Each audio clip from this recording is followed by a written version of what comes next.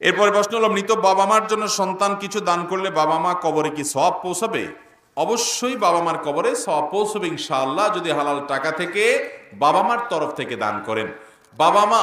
এবং আপনার স্বামী কিংবা স্ত্রী কিংবা ভাই বোন বন্ধু বান্ধব দাদা দাদি যে কোনো মৃত মানুষ,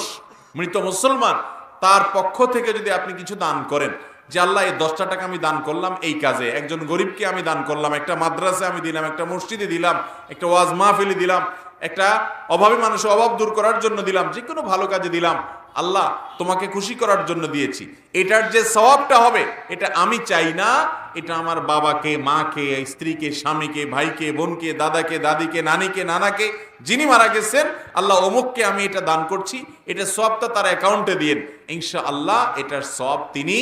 পাবেন। নবী করিম সাল্লাল্লাহু আলাইহি সাল্লামের কাছে এক সাহাবী এসে বলছে, ইয়া রাসূলুল্লাহ, আমার